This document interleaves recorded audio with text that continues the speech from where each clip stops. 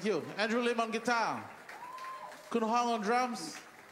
My name is Jeremy Montero. We'll be back in just a little while with our next set. Thank you very much.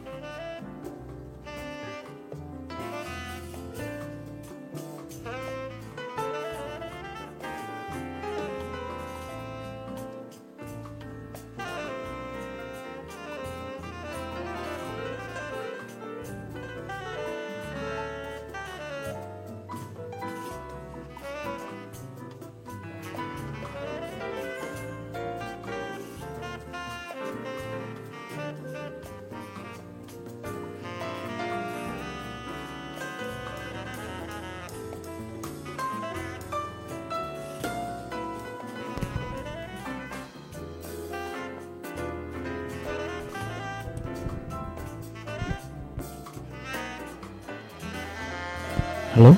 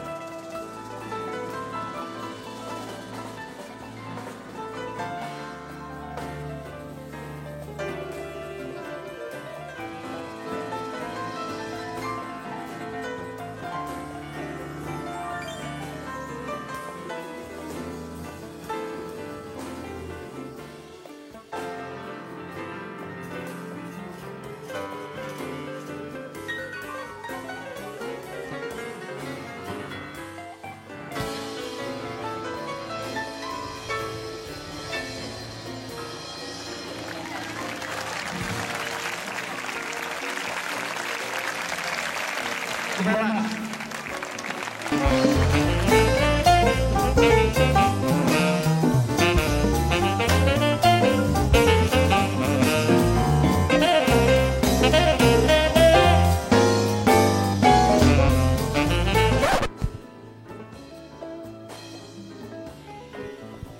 Hi everyone, and welcome to another episode of At Home with Jeremy Montero. So nice to see all of you here. I hope you all have had a good week. I'd like to wish all mothers a happy Mother's Day. Happy Mother's Day to all your lovely mothers and grandmothers, and thank you for everything that you do for us. We could not be here without you, and we could not survive without you looking after us and bringing us up and looking after us. So again, happy Mother's Day to all you mothers out there. And I'd like to just find out what have you guys been up to. I wonder if you've had a good week. It's been a busy week for me, working on both the new Thursday night show and also working on this Sunday show as well. I want to thank everyone for joining us on International Jazz Day on the 30th of April. We had a whopping 100,000 views and still counting, and so we really appreciate all your support for watching the show. This week I'm working on, as I go forward, I'm working on a special song with a Bengali song actually, which is working together with the great Indian producer, composer here in Singapore, Shabe, and he has asked me to collaborate on a Bengali song with him. Right now, our migrant workers are actually quite comfortable. They are being looked after well, and they have food to eat, and but they're getting their salaries, but they're getting a little bit bored, to not having to work. So Shabe is working on a series of programs to entertain them and keep their morale up. So I was very honored to be asked to work on a song with him. So I thought I'll start off by playing a tune, a jazz standard. This is called Softly as in Morning Sunrise. Enjoy.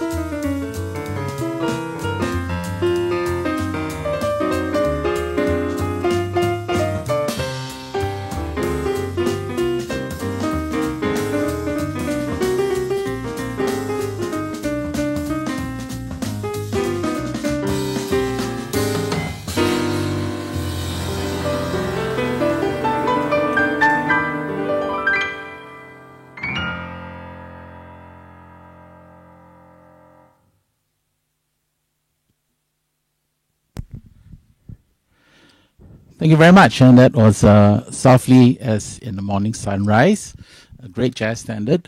I'm going to now play for you. I had a really very nice and animated interview with some of the leaders of EFG Bank globally. The recently retired global president, chairman of EFG Bank, Mr. John Williamson, who's now retired, and he's now the strategic advisor. I also spoke to Mr. Albert Chew, who is the executive chairman of EFG Bank in the Asia Pacific, and also the founder and honorary chairman of the Jazz Association Singapore. I also spoke to the head of marketing for EFG Bank, who supports jazz all over the world, Miss Daniela Hessler. The conversation is really fun. I'm going to split the interview into two. First half of the interview, then I'm going to play one of the items that was sponsored by EFG, one of the concerts with South Bank Symphonia. And then I'll come back for the second half of the interview and play a concert of mine with Alberto Marsico in London at the Elgar Room. So here we go. And welcome to At Home with Jeremy Montero, to the recently retired chairman of EFG Bank, Mr. John Williamson, who's now the strategic advisor for EFG Bank, Mr. Albert Chew, the executive chairman for EFG Bank Asia Pacific, and of course the honorary chairman and founder of the Jazz Association Singapore, and Daniela Hessler, who's the head of marketing for EFG Bank. Indeed. So thank you so much for joining me on this chat. Thank you so much for having me. Yeah. I wanted to ask you all, most of us are having to stay home in our countries. Some are a little bit more relaxed, but some have been forced to stay home. So tell me, how have you been filling up the time staying at home? Listening to jazz, Jeremy, obviously, watching your podcasts, your websites, and it's been a great opportunity to listen to more music. And I think, the internet in this sense is remarkable. There are so many videos and things you can see on YouTube, but also so many jazz stations now, online jazz radio stations. So we're spoiled for choice. Yes. Could be better. That's true, isn't it? I mean, you're quite fortunate. Yeah, I came back to Hong Kong early March, and obviously I cannot travel to my favorite country, Singapore, anymore. But I'm a bit luckier because the Hong Kong situation, we have never had a forced lockdown. So we are allowed to go back to the office, although we encourage people to work from home. I tried for a few days. I could not survive working from home. Too many distractions. The boys are back, so they took all the facilities and all this. So I've been working in office consistently. And of course, the last few weeks has been busy. Actually, business, there are many challenges, right? Interest rate has come down. The market is volatile. We need to take care of our client. And so it's been very, very busy few weeks for me. Actually, we have a lot of meetings. There's one day that I have 18 meetings. Wow. I think it's a world record. I don't know how I survived that day. But it's good. It's good. The spirit is there. Yeah. And once in a while, of course, I listen to jazz music. Yeah. I listen to our UNESCO International Jazz Day, which we have done a beautiful, beautiful job. Thank you very much, Jeremy. Yeah.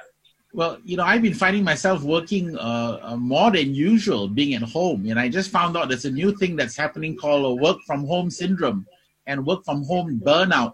So we have to really watch that, So Daniela, how have you been spending your time? I knew at the start of it, you took some time off. You were out in nature and so on and so forth, if I'm not wrong. How are you dealing with all of this? This is like the weekend, the weekend walks I take, or the runs now. So it's not basically on a sports center anymore, but it's out in the woods. And I'm lucky enough to live out in the nature. So it's basically behind the house. You can already start going to enjoy the nature.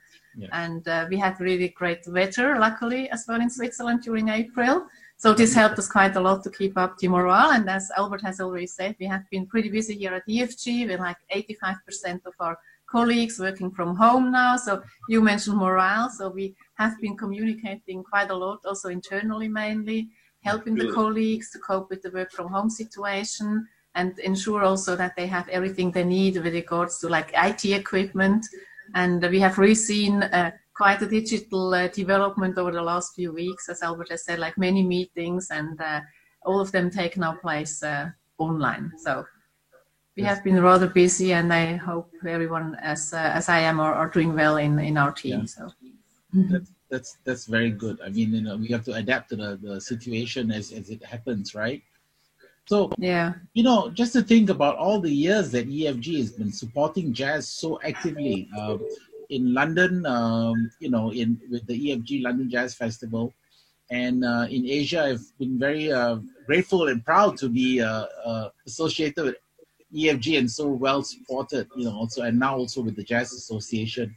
So, John, tell us why jazz and how it's been resonating for EFG and for you in all these wonderful years.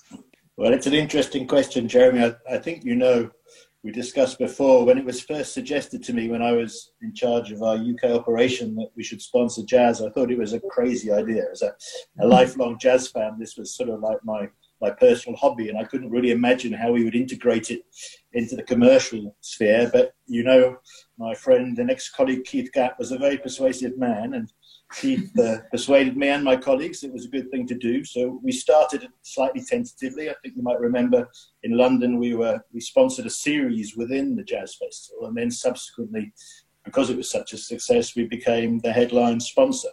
And I think our experience in London also made us realise that there was something about jazz that fitted very well with our corporate values. Our clients and our staff appreciated it too. We obviously had the sponsorship with you already in Asia, also I think courtesy of Keith's introduction. Yeah. And then we've now extended that to Miami, where we sponsor Jazz Roots, and also to Switzerland, where we sponsor Estival Jazz. So actually jazz has become one of the primary themes of our sort of global sponsorship program. Yeah. And, you know, jazz represents lots of things which we would like to feel are incorporated with the way we look at our own business, you know, creativity, original thinking, entrepreneurship, coordination, working as a team, yes, free-spirited, free-thinking, lots of very, very positive elements, which I think also resonate with people, particularly in these current rather sort of challenging times. And I'm not there talking about the coronavirus, I'm talking about times sort of more generally that we've seen. I think, you know, jazz and the value of jazz and what it represents is very strong in the current global environment. So it's been great for us, surprisingly so, but I think, and I'm very grateful to Daniela and Albert also for the enthusiasm they've shown for that. And Daniela will tell you her favourite music is silence. So it's been a step for her, I think, to come on board with jazz. But I was really delighted to see that, you know, how she sort of grasped that concept and supported it. I'm very grateful for that. Well, Daniela, you're not wrong, because as an artist and a musician and a creator, we always believe that that silence is the wellspring of creativity. And the only time that I can actually write music is when I'm able to calm my mind and be quiet for at least half an hour before inspiration will show up.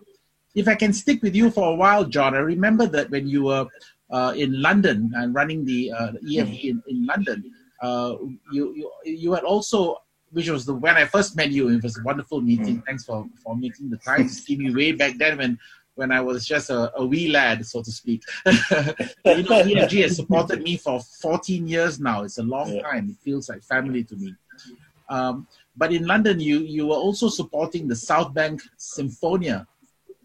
And tell us a little bit about that. Yeah, that was an interesting thing which came to us through our then chairman in London, a gentleman called Matthew Evans, who's sadly since passed away. But he introduced me to one of the trustees of South Bank Symphonia. And then I met the guy who was the conductor and sort of leader of the orchestra at that time, Simon Over.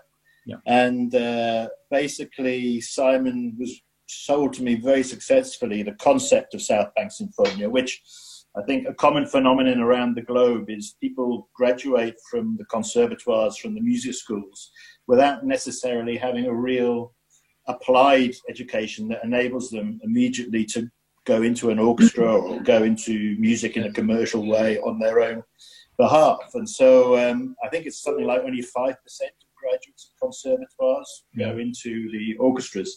So the concept of South Bank was to provide a bridge, to provide real hands-on orchestral specific training, also to help people acquire the necessary sort of business, personal and other skills that would enable them to create a career for themselves as professional musicians. And I really liked that concept of applied education. And also then, having visited the orchestra, met some of the young, very sort of positive, passionate people involved with it. It was sort of an obvious thing also for us to sponsor. And in fact, that emphasis on youth has also become a key at helping talented young people develop, has become another key theme of our sponsorship, which both Albert and Daniela have developed, including what we've done with you, Jeremy, and your jazz association in Singapore. That development of young talent, we think, is a very valuable thing for us to sponsor. And the experience our clients get when they come and see an orchestra, which has so much sort of, optimism, youth, vigor, and potential about it, is quite a different experience from going to see perhaps a very well-established orchestra that's been doing the same thing for a long time. So that also worked really well for us. And of course, it was wonderful when we could combine the two things as we did. I think it was 2015 when we came to see you in Asia and you performed with the orchestra. We did a joint concert, which Albert hosted with guests, and that was a fantastic moment for us. In fact, I'm going to play a video of that performance after. And take a pause in the interview and actually play a piece from that event that John was mentioning, where we played at the 15th anniversary of EFG Bank in Asia in Hong Kong, which was hosted by Albert Chu, and it was a wonderful event, and I got a chance to play with the South Bank Symphony Orchestra. And here is the South Bank Symphony Orchestra, conducted by the conductor Simon Over, and with my band, it's Wilson Chen on the saxophone from Shanghai, Scott Dodd on the bass from Hong Kong, the late great tabla player Manyam, who's playing with us, and also Tamago on the drums. Enjoy.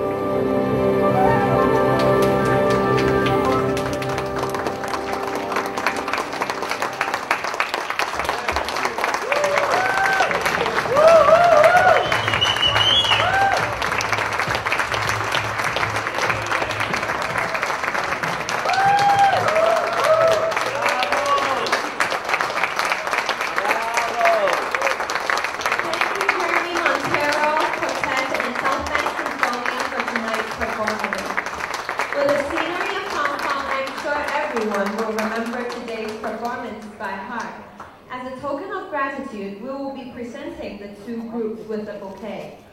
Would Jeremy and Simon please receive the flowers on their behalf? Thank you.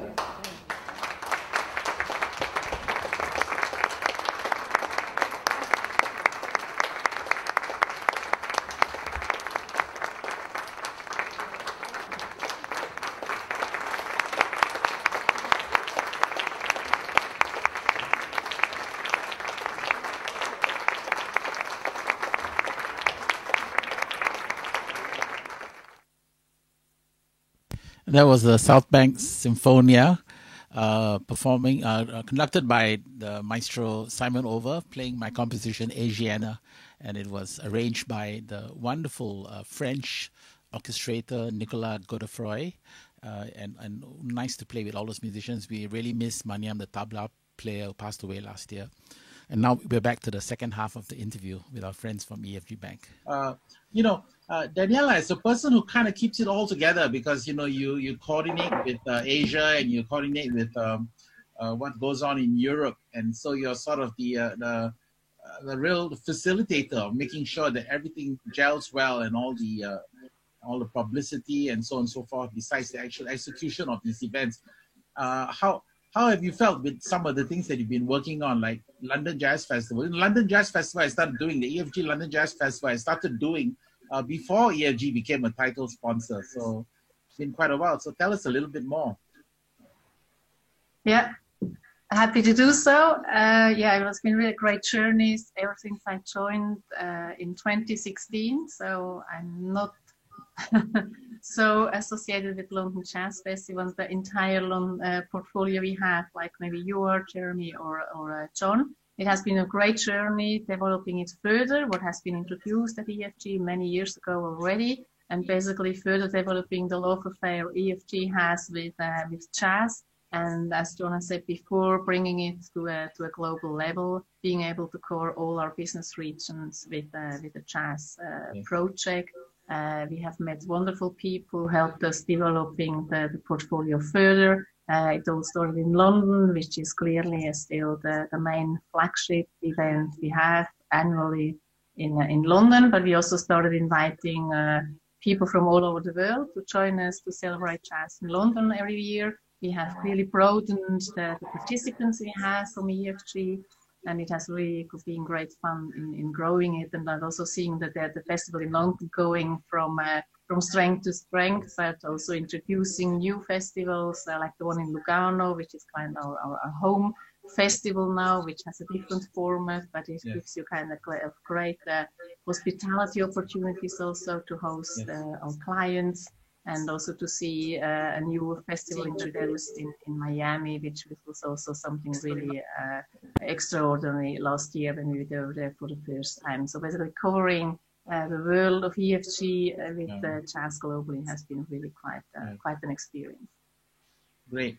And Albert, you've become like the jazz superhero supporter in Asia for all your efforts, not just from the point of EFG, where of course we've done many events all over Asia and in Jakarta and Bangkok and in Hong Kong, in Singapore and other parts of Asia, but also with your amazing effort in helping to found the Jazz Association of Singapore, which is now turned 4, and happy to see that we are getting so much exposure. I mean, the International Jazz Day, we are only second in terms of viewership after the official UNESCO International Jazz Day show. And so it's basically Herbie Hancock and then it's us. So how do you feel about all this, Albert? Very, very proud. But the journey of EFG Asia and myself, I mean, being associated with your good self and Jess is very similar to what John said. We have Keith putting yourself to us, right? And I have to admit that the first meeting when he told me that, hey Albert, maybe in Singapore we should use Jess as our flagship sponsorship, I was quite skeptical. I was very skeptical. I didn't know a lot about Jess at that moment, and I didn't know the impact. But at that time, you remember that we have a few colleagues like George and Eddie. They are jazz fanatics, right? So they were pushing, and then I remember that we had a client event with you playing music for them, and when I saw the impact to our clients and they love it, then I know that we have picked the right spot, and then of course, you know the rest, right? We are very, very proudly associated with you. You become our global ambassador, and I think the value that you have created, not only for EFG in a client side, but also the overall that we support the cultural side of Singapore, and every concert that EFG is associated with you. I mean, we took our client there. They are very, very proud. So I have to say that the last 14 years journey, it is an amazing journey. And I mean, we are so lucky to be involved in jazz. And obviously, then you invited me to be the one of the founding director and chairman of the Jazz Association. I think it's a charity that I personally is very, very proudly be involved, because it helped the young musicians there, and is a event that I think everybody liked to be involved. So I'm very, very proud. Thank you very much indeed, Jeremy. Thank you for the kind words. I mean, in the last 14 years, Well, I think next year is 15 years. So I'm not sure. Are you supposed to give me a long service award, or am I supposed to give you a long service award? I need to think about it. Yeah. We can have a good meal in Zurich and in Singapore. It's good enough.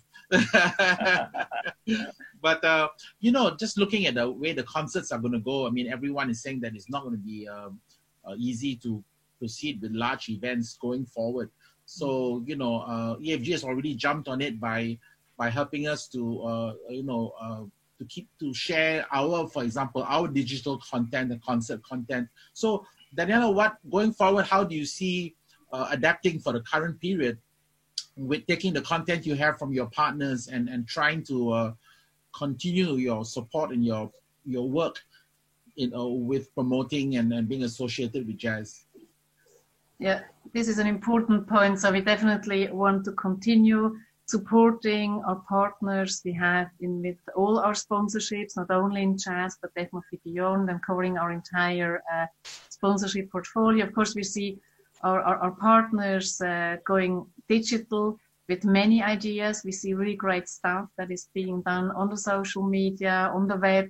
So this is really something quite innovative we see from all our partners, and we closely work with all of them to see for the further planning. So not every country is at the same stage yet with the planning of the coronavirus situation, but right now we're in the process of being in touch with all our partners, discussing the way forward, and then to hopefully at least see some of the concerts or the shows going through still in 2020, with some of them clearly then being postponed to 2021 already. Yes. Well, we shall hope for the best and continue to give all our partners and all our clients and all our colleagues, if I can call them that, the best in enjoyment of jazz and other forms of our different broadcasts that we do. I'm going to ask one last question from John. And John, now that although you still play an important role as a strategic advisor at EFG Bank, you recently retired. So my question to you is that some years ago you retired from being a trombone player. So are you going to use your retirement time to pick up your old friend again and then see what I see? You're sort of swaying in your chair there. So what do you think? Well, living in Switzerland, they have very strong regulations if you live in an apartment about noise pollution, Jeremy. And so it's Bruce challenge for me playing my trombone, but I have got a practice beat, and I do intend, as part of my retirement plan, to pick the trombone again. But you know what it's like as you grow, the lips, the embouchure, so you can't really play jazz without being able to hit all those high notes. So yes, it's quite an unforgiving instrument, isn't it? Yes. But no, it's part of the plan, but it's not something I would inflict on other people. Well, when we have a family gathering, we can a music family and an EFG family party at some point, then that's a perfect platform for us to reintroduce you to the world of music. Be careful what you wish for. Thank you so much. Thank you, John Williamson, Albert Chiu, and Daniela Hessler. from EFG International. Thank you so much for joining me on At Home. Thank you, Jeremy. Thank you. Thank you, Jeremy. Thank you. Bye-bye. Thank you. Bye-bye. Bye. All the best. Bye-bye. Bye. Thanks, Dinah. See you. See you. Bye-bye. Bye.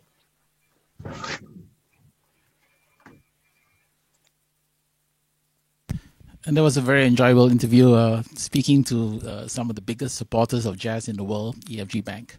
I'm now going to play a song from one of my concerts at the Elgar Room at the Royal Albert Hall, together with the great organist Alberto Marsico, the saxophonist Sean Letts, who lives in Singapore, the wonderful guitar player Eugene Pao, who lives in Hong Kong, and also Sean Kelly, who's from the US, from Syracuse, but lives in Bangkok now for many, many years, lived in Asia for many years. And this is also features the great singer, Miss D. Logwood from San Francisco, who joined us for this concert. And two friends watching now, Keith Gapp and Nicola Gapp, were at the concert. So here we are reliving this wonderful moment in London in 2015.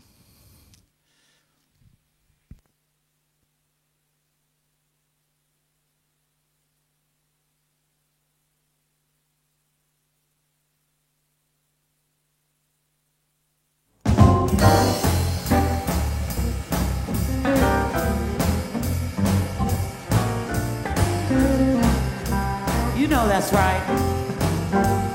I love that guitar.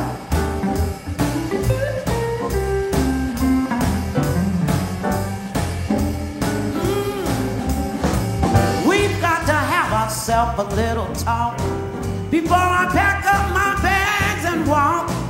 They say a dollar can go from hand to hand before I let you run around from woman to woman. Drink muddy water, sleep in a hollow log. Yes, I would. Well, I love you, baby, but you just won't be fair. I do believe you know how to be on the square. Go on and have your fun if you must before I have a man I can't trust. Drink muddy water, sleep in a hollow log. Yes, I would. I'd rather drink the muddy water. Drink the muddy water. Drink the muddy water. Drink the muddy water. Drink muddy water. I'd sleep in a hollow log. Yes, I would. Come on now.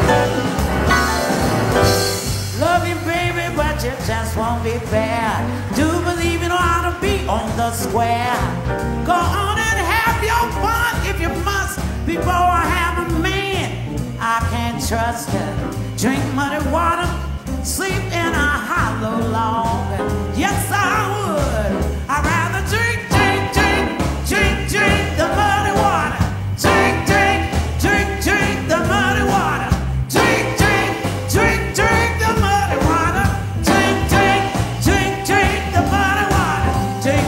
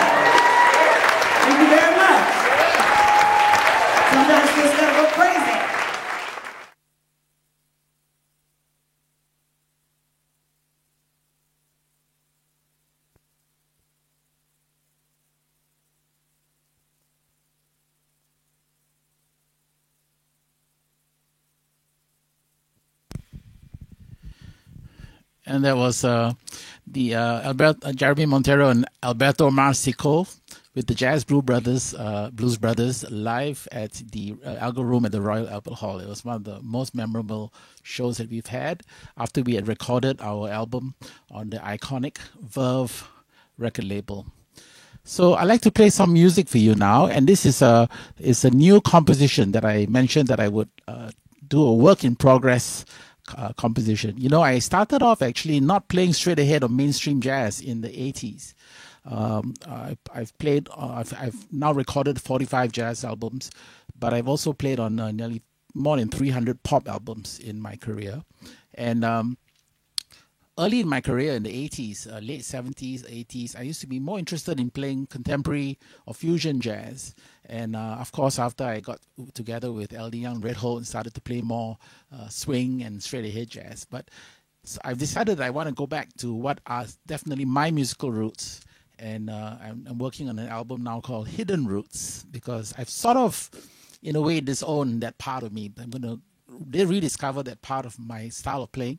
And the first tune that I've been working on actually is going to be the title track of the album, and it's called Hidden Roots. So it's a work in progress, and I just hope you enjoyed listening to the live demo version of the song. Thank you.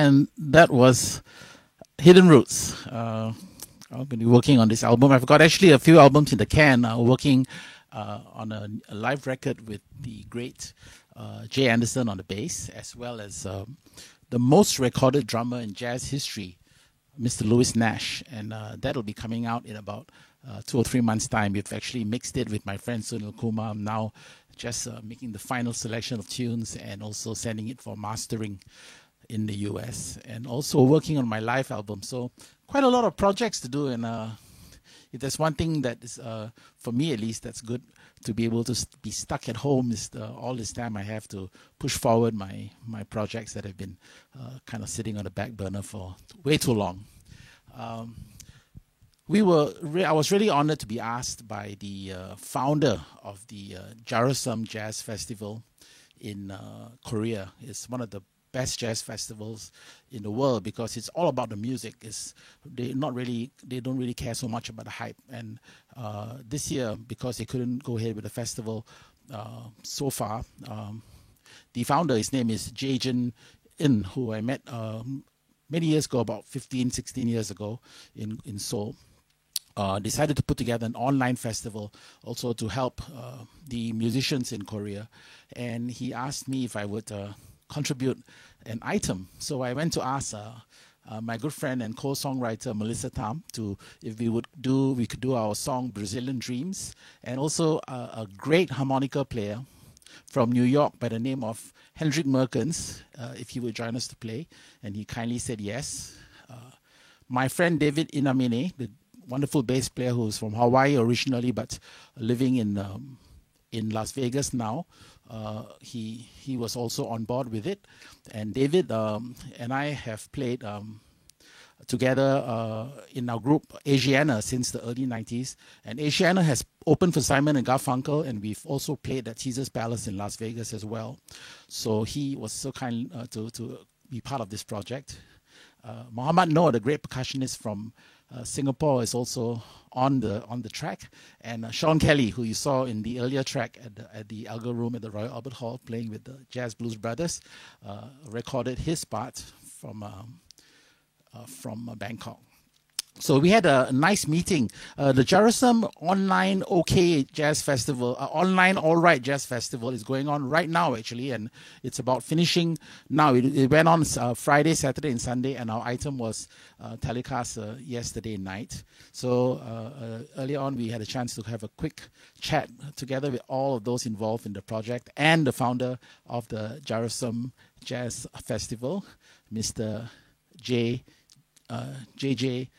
And so here we are having our chat, and after that, don't go away. We'll play the item that was performed at Jarasum Festival last night. Hi everyone, it's so good to see all of you. Wow, this is the largest Zoom meeting I've done since I started doing at home with Jeremy Montero. Happy to see all of you. I can see that on the screen is the founder of the Jarasum Jazz Festival in Korea. And all of us were so pleased to perform at the Jarasum Online All Right Jazz Festival over this weekend. Last night when you featured us playing a composition of Melissa Tam and I called Brazilian Dreams. I'd like to introduce the rest of the band. Firstly, our vocalist and lyricist for the song, Melissa Tam. Hi Melissa, how are you doing in Long Island? All good. It's the coldest it's ever been since spring arrived. Okay. Okay, well, welcome. Hello from sunny Singapore, your hometown. And also we have our wonderful harmonica player, guest harmonica player who just did a wonderful job on the track. We'd like to say hello to Hendrik Merkens. Hi, Hendrik. Hello, good morning. It is cold in Manhattan also, yes. Oh, okay. On the bass, my very good friend, my very old friend, we've been together in a group called Asiana for, I guess now, coming to Online All Right coming to Jazz Festival over this weekend. 19 years since we first played together, and also we opened for Simon and Garfunkel one time. So hi, David Inamini in Las Vegas. Good to see you. Hi, everybody. Morning. Morning. Morning. Morning. Yeah, morning, night. I don't know what day it is anymore, so it doesn't really matter. So, and then on percussions, another old friend of mine who actually we've been playing music together also for 25 years at least is Muhammad Noor. Hi, how you doing, Noor? Okay. I'm good. Keeping myself busy, and hi to everyone. Yeah, your studio is looking good. Your studio is looking good. I see you got some nice cork or something in the back. Yeah, it's coming along really nice. Yeah. Yeah. Very good. Very good. Yeah. And also in Bangkok is my very good friend and someone I've also played music in various bands together and even had the chance to play at the Royal Albert Hall together on one of our projects. Sean Kelly, how you doing, Sean? Great. Hi, everybody. Yeah. It's hot here. It was 97 degrees Fahrenheit today. Oh boy. So first, can Jajan, could you tell us a little bit about your festival and how long it's been there and how long it's going and what gave you the idea to do the online All Right Festival? Well, actually, it's I think we everybody. I mean, the whole people in the world is suffering from the bad situations, and especially I think the musician has the same situations. So they actually not really easy to get the opportunities to play the music, and some people they don't have any opportunities to attend to the concert or a festival. So yes, very bad situation. So yes, my festival team is really, they want to do something for the musicians and the audiences with staying in a home. Yes, so and a little bit fortunately the situation in Korea is getting better and better. So now we can slowly move forward for the organizing that kind of event through the online, and it works quite well. Yes. Yeah. Very good. I also saw that you had your wife, the wonderful, amazing singer Yong Sung Na, perform from home with two young guys. They are nephews. Oh, nephews. Okay. Yes, and sounded great. Very nice. Very nice bass solo. I really enjoyed watching. Yeah. So please send my regards to your family, to Suna, as well as okay. Thank you. Yes, they are 14 years old and 16 years old. Yeah, yes. Wonderful. They sounded great. Yeah. So Melissa, I mean, besides the cold now in Long Island, thanks so much for doing the thing. You looked very good with nice microphone and professional setup. It looked like you were in a recording studio, actually. Yeah, well, thanks to Alex. You know, he records a lot of his stuff in the basement as well. And I mean, with the current situation with the coronavirus, I mean, he's been doing a lot of recording projects with his students. So we're there a lot. Yeah. So he helped me to take the video. Yeah. Well, I don't know whether it's that time of the year yet, but you were complaining when you first got married and moved to Long Island about raccoons coming to invade your backyard. Do they still come and invade your backyard? So we're very careful about the garbage now. Like every time we clear, we make sure that we seal the trash can like shut, so they can't get to it. Yeah. We do have squirrels though. Oh yeah, that's cool. Very normal. Yeah. Cool. And David, in Las Vegas, I got to see you actually in January. It was really nice, and I guess it was. Now the scientists are saying that the coronavirus was lurking around the U.S. and I was traipsing all over the U.S. in January. So how is it going over there in Las Vegas now, and how are you doing, and how are you keeping yourself busy? Actually, I'm doing a lot of lots of home recording. You know, for projects that I kind of had on the back burner, so it's a good time for me to catch up. You know? I mean, it's strange to see the whole strip completely dark. You know.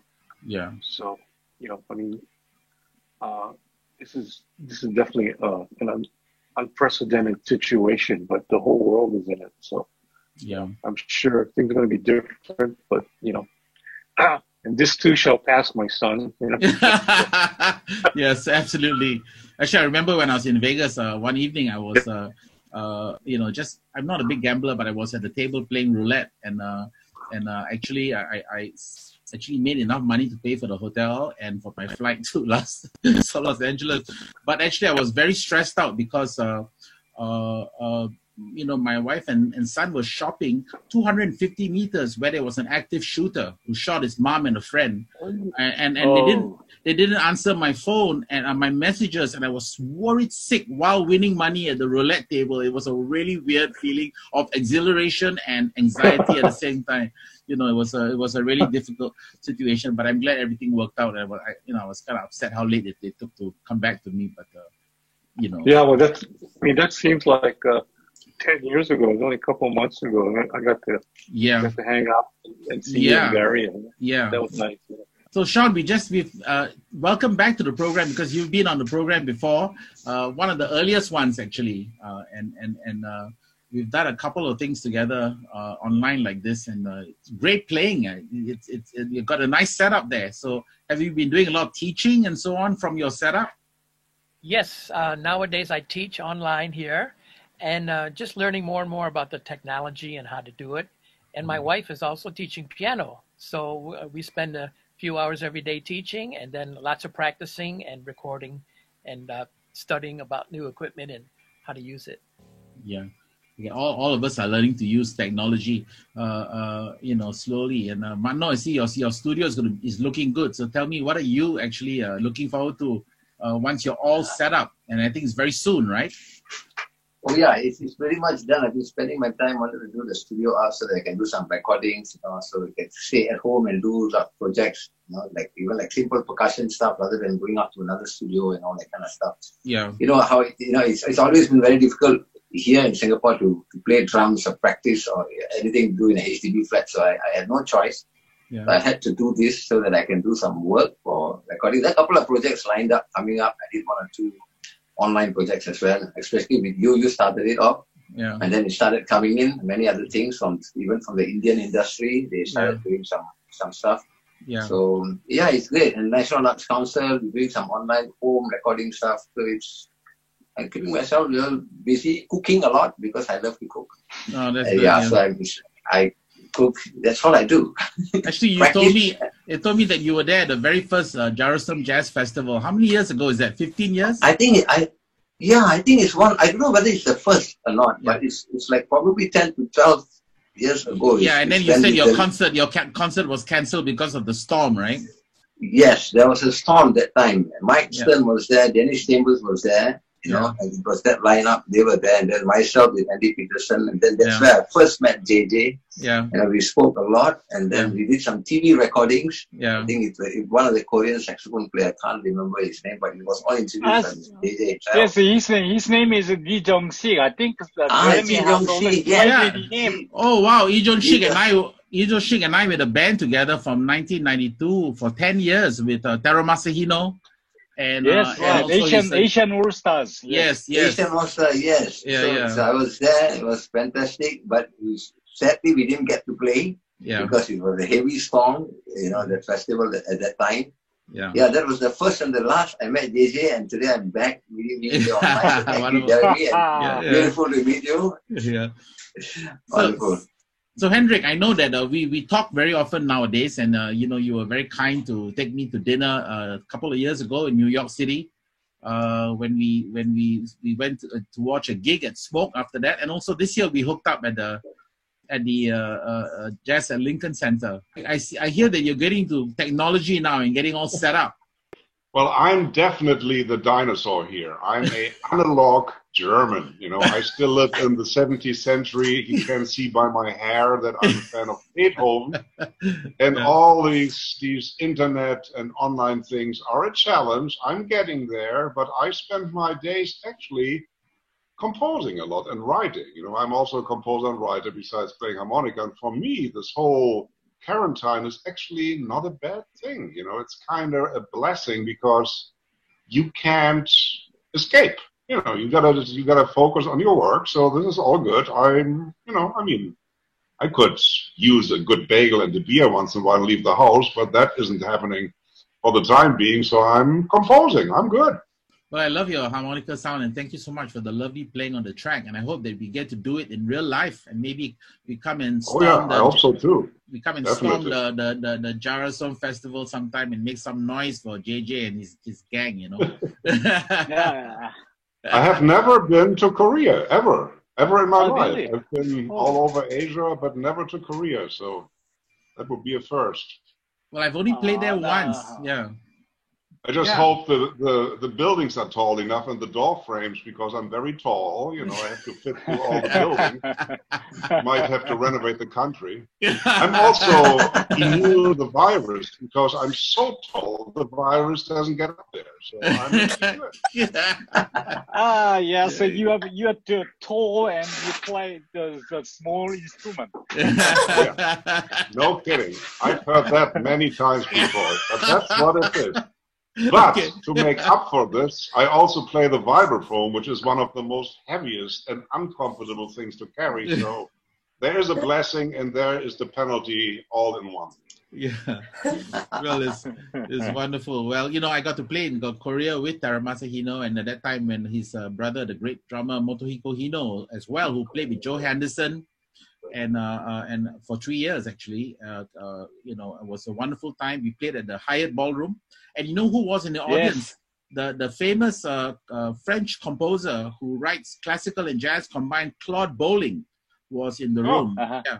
So it was very much an honor to play in front of him and the great audience in Korea. It was very funny. The head of one of the Korean arts jazz societies came up to me and said, "Oh, I saw your TV program on Japanese TV, but at that time you were bald, and you know, how come you have hair now?" And I've never been bald. And I went to look at the footage, and it was because I'd slicked my hair back so tight. I looked bald to her. Remember, I remember. Yes, yes, I remember that. I was there at the time. Really? Yes, I was there at the Hyatt Hotel Grand Ballroom at the time. Yes, I remember that. That was the only time. And talking about cold, it was 5 degrees, minus 5 degrees Celsius. And I've never ever seen a waterfall freeze in time, you know, like just frozen waterfall. I've never seen that in my life. But I tell you, what has really warmed my heart is to be able to be with all of you here, and also to have worked on the track together, you know, with Melissa singing so well and Hendrik with the beautiful solos, and all of you grooving so well on the track, you know. And I just want to say that I thank you very much for being a part of the recording, which we'll play tonight. The Jarasam Festival played it on yesterday night, and so, you know, I want to just say thank you very much for the honor, JJ, for allowing us to be a part of your festival, and wish you many good years. And I hope we can be back there to make music for you again. Yeah. Yeah. No, it's really. I really deeply appreciate for your contributions to for my first edition of the online jazz festival. I really appreciate. Thank you so much. Thank you. Well, terima kasih. Thank you. Thank you, Malay for Hendrik and David. Sean knows he lived in Malaysia for a long time. Anyway, to all of you, ladies and gentlemen of the Brazilian Dreams Project for Jarasam Online Festival, thanks so much for being on At Home with Jeremy Monteiro, and looking forward to seeing you all very soon in real life. Thank you. Thank you. Thank you. Thank you. And it was a fun conversation. And we played the song that I composed some years ago called Soliloquy, and Melissa wrote some lovely English lyrics to it, and we called the English vocal version Brazilian Dreams.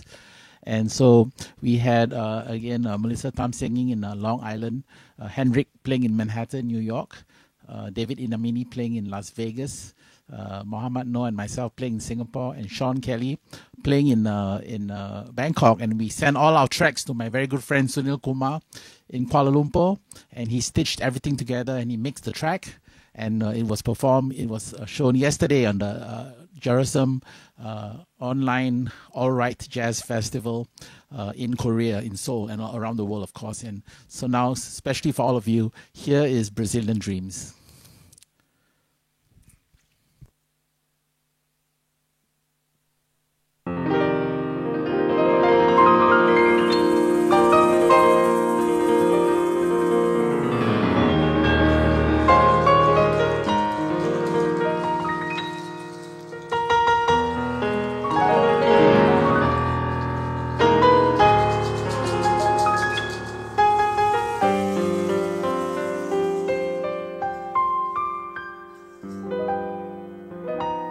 Drifting on the sea, this is my soliloquy. Now when I'm alone, alone, far away without you warm, maybe I could fly to a place where I would never cry,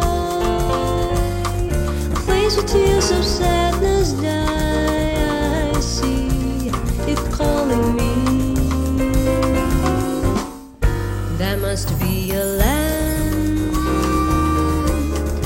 where they say it's paradise,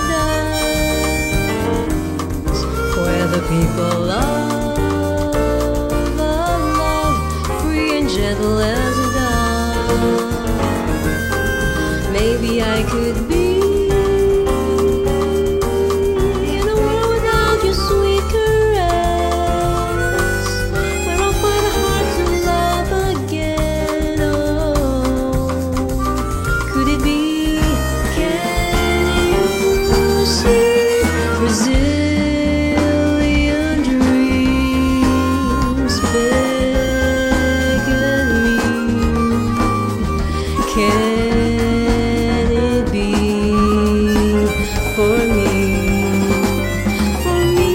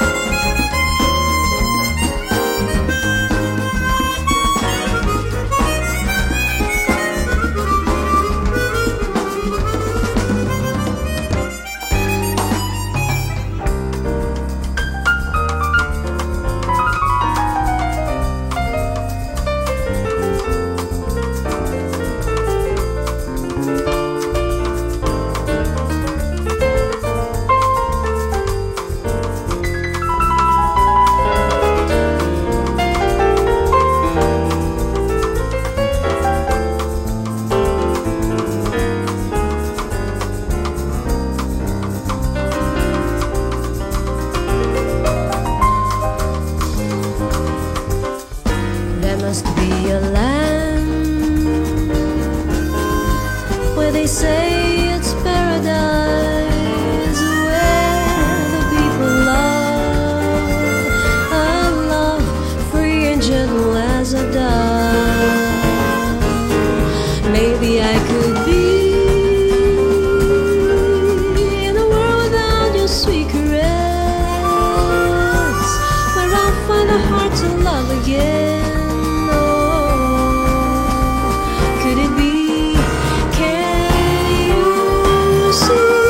Brazilian dreams beckon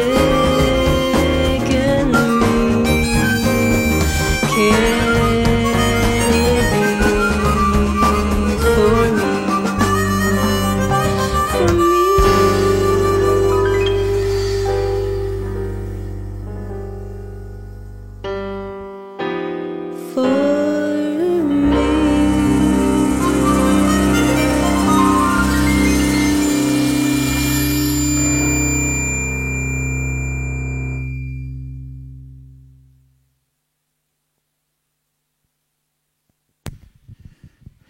Thank you very much once again to Melissa Tam, Hendrik Merkens, David Inamine, Mohammed Noor, and Sean Kelly for being part of the recording of Brazilian Dreams, and also to JJ Eun from Korea, from the Jarrison Festival, for having us perform.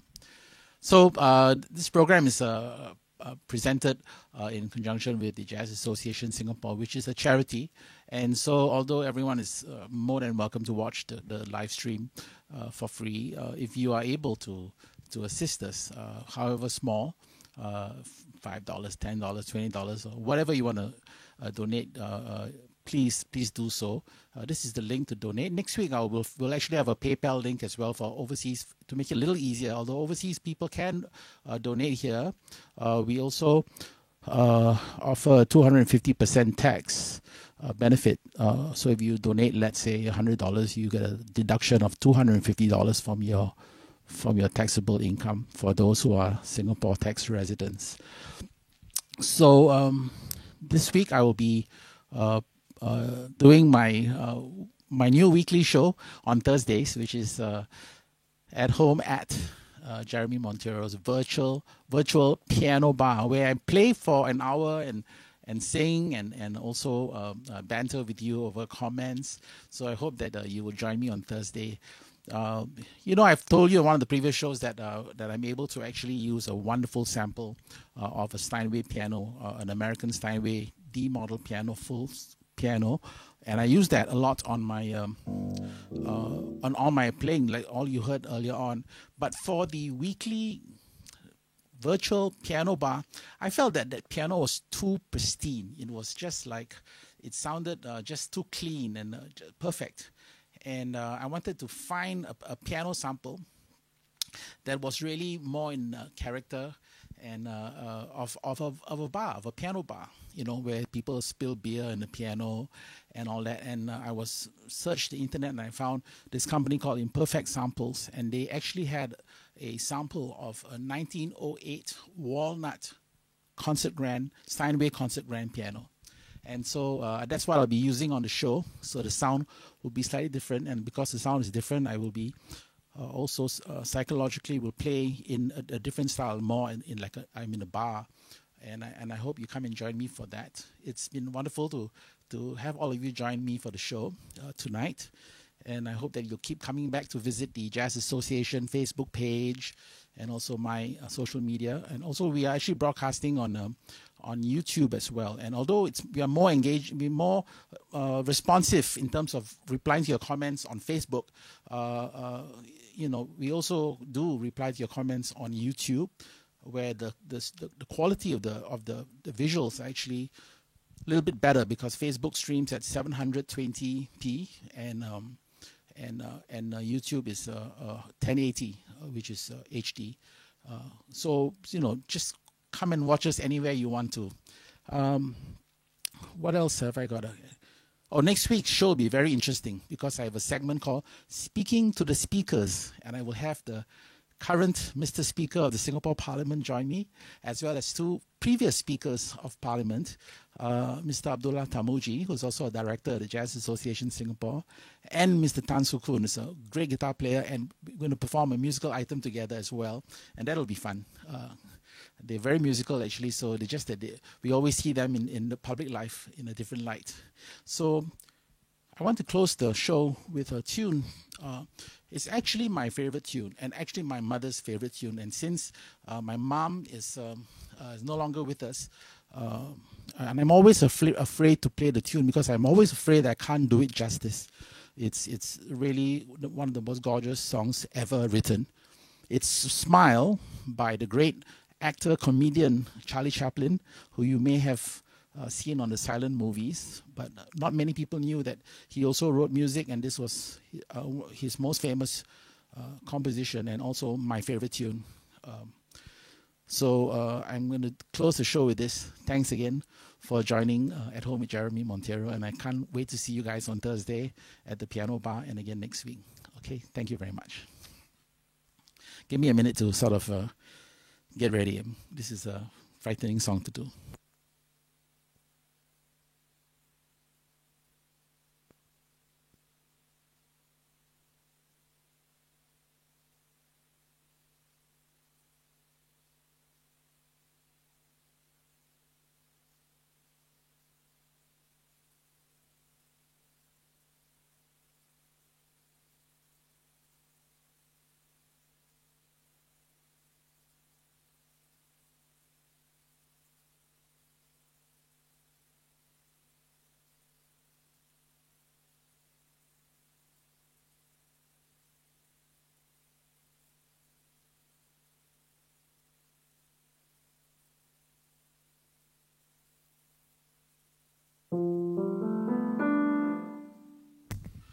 by the way, I told you about this 1908 walnut piano. I'm switching my piano up from the pristine new Steinway D to the old walnut 1908 refurbished Steinway. This is how it sounds.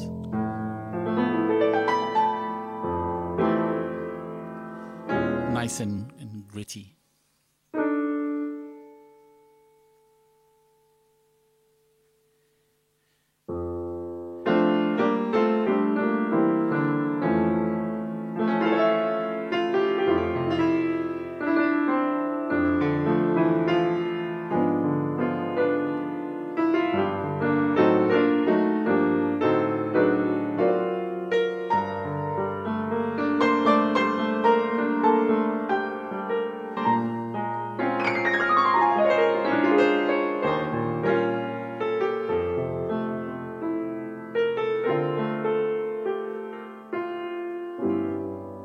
This is for you, Mom.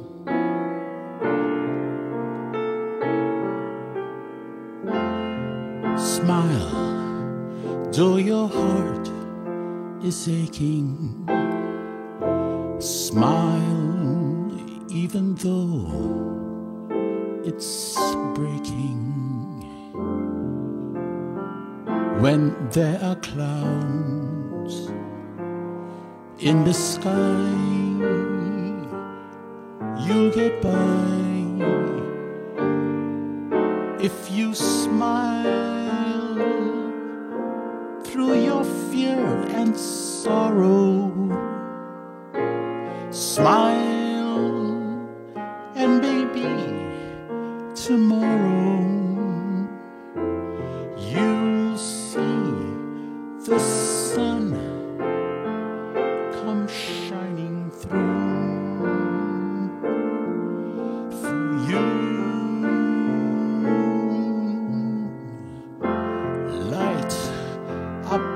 Your face with gladness, hide every trace of sadness. Although a tear may be ever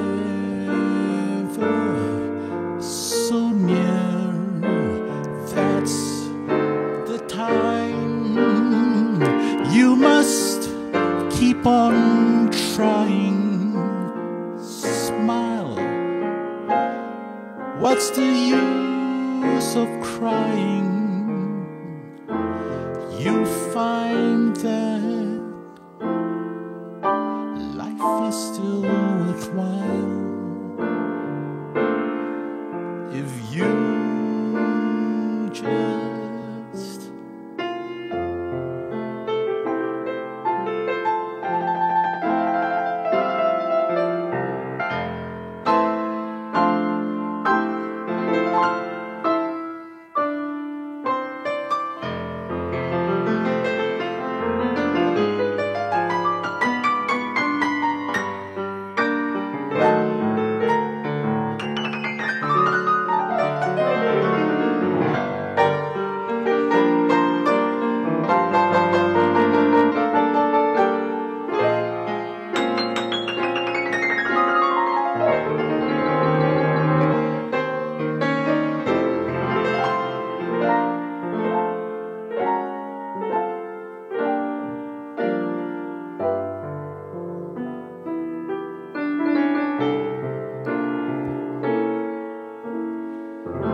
light up your face with gladness, hide every trace of sadness.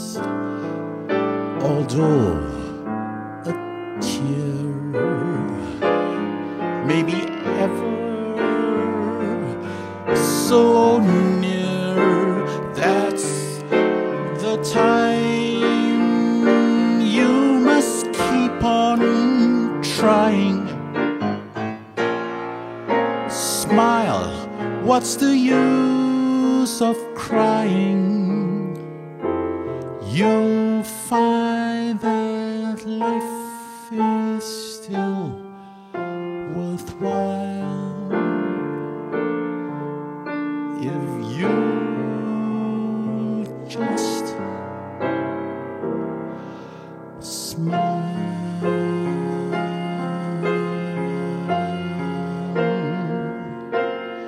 Just smile.